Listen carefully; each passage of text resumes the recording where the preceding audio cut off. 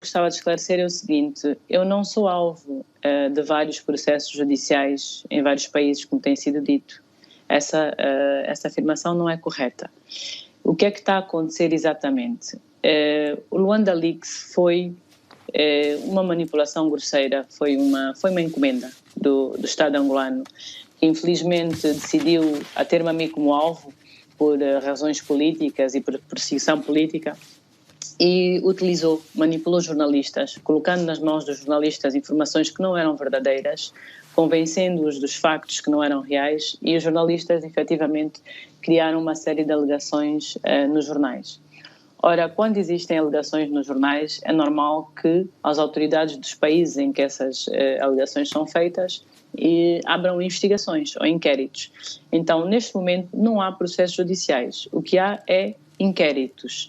Ou seja, as autoridades querem saber, é verdade o que foi alegado, sim ou não? São verdadeiras ou falsas as alegações que foram feitas pelos jornalistas com base nas informações dadas pelo Estado angolano? Então, o que está a ocorrer é que em Portugal, por exemplo, há 8 inquéritos, que eu saiba, porque também quero dizer que, infelizmente, todos esses inquéritos têm sido feitos em segredo de justiça.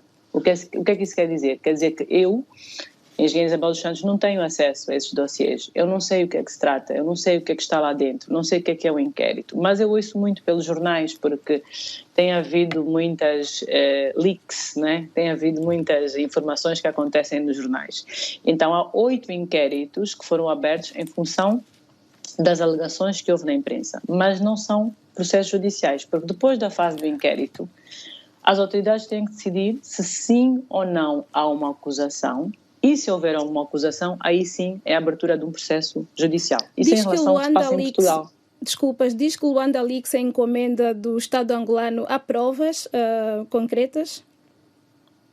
Sim. Eu, depois do Luanda Leaks ter acontecido, realmente fiquei muito espantada. Primeiro pela quantidade de notícias falsas que estavam lá dentro. E vou dar alguns exemplos. Por exemplo, foi dito Engenheiro Isabel dos Santos transferiu 135 milhões para uma offshore. Ora, eu nunca transferi 135 milhões para offshore nenhuma, e eu tinha que perceber de onde é que vinha essa informação. E percebi que eram informações falsas que estavam a ser circuladas pela PGR e pelo Estado angolano, que diziam que eu não tinha pago os consultores como a Boston Consulting Group, a McKinsey, a PwC, que estavam a trabalhar na Sonangol durante o período de reestruturação da Sonangol, que eu não tinha pago, que eu havia desviado esse dinheiro. Ora, essa informação é falsa. Tanto mais é falsa que mais tarde todos esses consultores confirmaram que receberam o dinheiro, as provas foram dadas durante o inquérito e o juiz, já há mais de um ano, durante a fase de inquérito ainda, ou seja, nem sequer transitou para algum tipo de acusação, decidiu que sim, os consultores foram pagos, os serviços foram prestados. E essas empresas continuam a trabalhar em Angola. A Boston Consulting Group, a McKinsey, a VDA, todas continuam a trabalhar com Angola e com o Estado angolano até hoje. Ou seja, se elas tivessem feito alguma coisa de errado, com certeza que também teriam consequências. Então, este tipo de notícias falsas que surgiram no Luanda Leaks e que foram dadas pela PGR e pelo Estado angolano, no fundo, usaram os jornalistas, usaram um grupo de jornalistas e causaram estas alegações. Então, o que há hoje são inquéritos, não são processos judiciais. Diz que não tem acesso a estes inquéritos. A que se deve? Por que é que não tem acesso a estes inquéritos? Pois, é uma excelente pergunta. Estranhamente, o que me tem sido dito é segredo de justiça. Ora, nós estamos há mais de 2 anos, não é? Portanto, acho que o Luanda Leaks foi em janeiro de 2020, e eu sempre pensei que quando estas falsas notícias aconteceram, por exemplo, houve outra falsa notícia que dizia que havia 500 famílias que tinham sido retiradas de um terreno, mas depois veio-se a provar que o projeto da Marginal de Luanda era um projeto no mar. Portanto, era um projeto em que seria terra ganha ao mar, e no mar não vive gente. E a área que alegava-se que as famílias tinham sido tiradas, efetivamente, nem é uma área onde a estrada ia passar. Então, eu sempre tive a esperança de poder um dia vir a esclarecer, mas o que eu tenho visto é que, de forma propositada, tem-me sido impedido de vir e falar destes factos. Por isso é que eu digo que eu gostava de esclarecer as verdades. Eu quero que as pessoas saibam que isto é uma encomenda, não é? Que isto é uma cabala. Já apresentou-se às autoridades judiciais angolanas, falando nisso? Olha, eu sempre estive disponível para falar com as autoridades. Os meus advogados constantemente ligam para a PGR. Nós temos mandado cartas para o tribunal, tenho pedido para ser notificada. Eu não fui notificada sequer por exemplo, nos processos civis, não é? Agora, há bocado falei das questões da investigação, que são investigações sobre as alegações. Mas eu não sei se a Mona se lembra, e desculpe, não sei se posso chamar de Mona. Sim, claro. É que em dezembro de 2019 foi emitido um arresto, que é um arresto civil, que é uma espécie de uma medida cautelar, ou seja, para prevenir que algo aconteça, nós vamos arrestar o património da pessoa porque supostamente há uma dívida. Ok.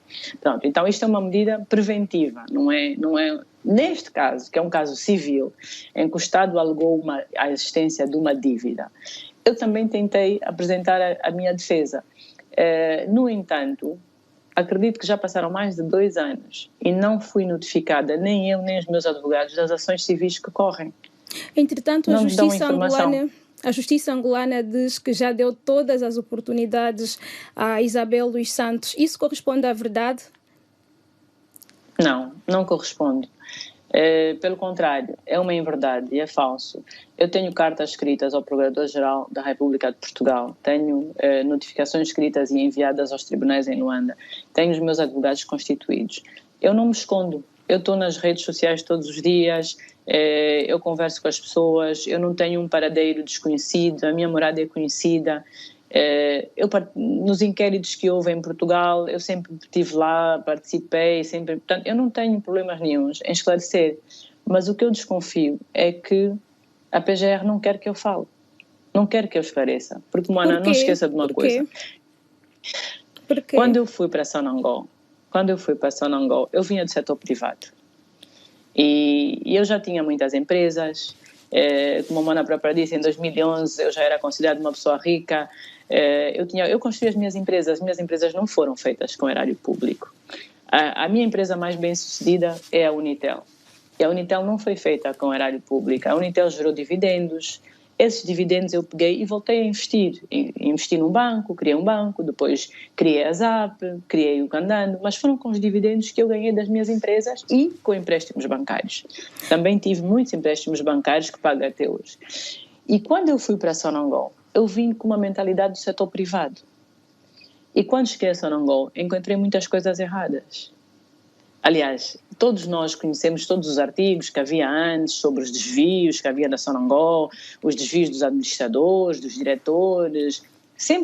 A Sonangol sempre foi o foco do roubo. Sempre.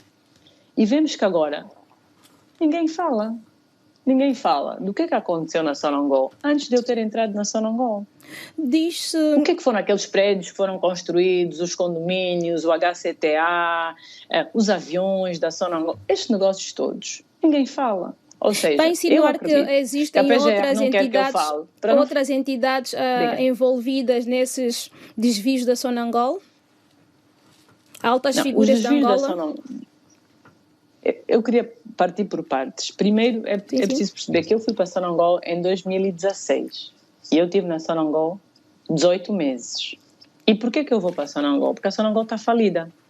Quando eu entrei na Sonangol, o barril de petróleo estava a $29.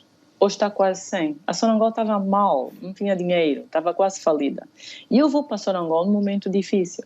Então, porquê que uma pessoa que está a trabalhar, que tem empresas bem-sucedidas, vai deixar as suas empresas e ir para uma empresa do Estado, está a passar uma crise, um momento difícil, está quase em falência? Eu fui por um dever de missão, porque a mim foi-me pedido, o Ministro das Finanças, o Comitê da Restauração do Petróleo, vieram ter comigo e disseram: Engenheira Isabel, você é uma empresária muito competente, nós precisamos de alguém com a sua capacidade para vir ajudar a reestruturar a Sonangol. Eu aceitei o desafio. Ora, quando eu cheguei a Sonangol, encontrei muitos problemas, cortei muitos contratos, acabei com muitas práticas que eram más práticas e ganhei muitos inimigos, não tenho dúvidas disso. Usou cargo ou informações privilegiadas da Sonangol para benefício próprio, para os negócios próprios? Alguma vez disse muito? Não, nunca fiz isso. Eu, tipo, a primeira é preciso entender que eu estive na Sonangol desde junho de 2016 a